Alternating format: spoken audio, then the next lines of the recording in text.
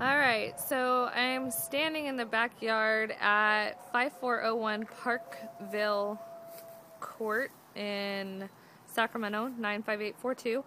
As you can see, the roof's in pretty decent condition. I would call your roofer and get a roof cert, or I can refer one for you if you want. Then I'm going to jump here. All new dual pane windows throughout the whole house. If your AC condenser is still here, always a plus. And you have a pretty decent sized backyard. The fence is okay. At least it's not falling down. We're going to walk this way. I do some creative landscaping up here in the planters. Just get rid of all those weeds and then knock everything down. And that's where I put the black bark and make that the focus of the backyard when you walk out. You have a side yard over here as well with a little storage shed on this side. If you wanted to, you could probably create some RV access somewhere. I don't know that I'd do that on the list, but could be potential for the end buyer to do that. Alright, now we're gonna go back in the house. Okay, so here's your patio area. I would replace that fan with something a little more modern. And I kind of like this shelf here as a pass-through from the kitchen for barbecues. I just clean it up and get rid of the rust, do something with that. Also, you have the trim back here that I would paint white. And on this house, I probably would not paint the whole exterior. I think we can get away with just a, whoops. We can get away with just a facelift on the front. Here's the kitchen. It's got a nice big area for your dining room, several different options. I'd get rid of that fridge, donate that to Smud, get your $30 or sell it on Craigslist.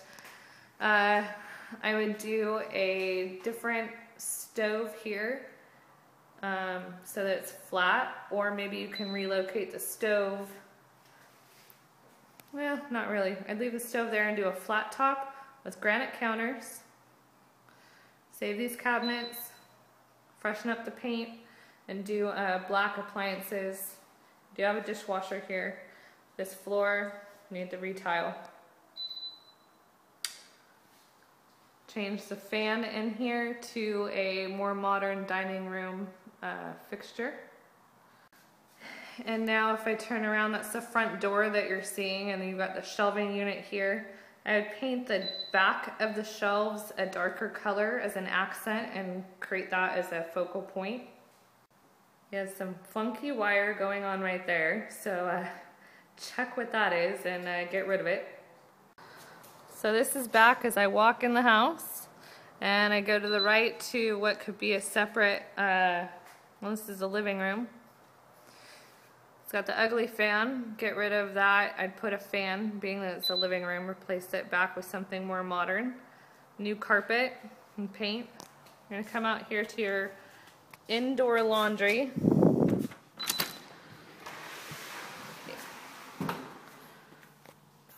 I tile the floor in here, or do some more lino, and then I just kind of clean this up, make sure that it's all nice and up to code. The sink, you have everything capped that should be capped, and then you have a full 2-car garage out here as well, which is in pretty nice condition. Some shelves and newer garage door. With these, this closet right here, I would change these doors and make it something nicer there. Paint the front door. You're going to want to change all your knobs, hardware, but these doors are fine. You can just paint them and change the doorknobs. Replace the carpets in the bedroom.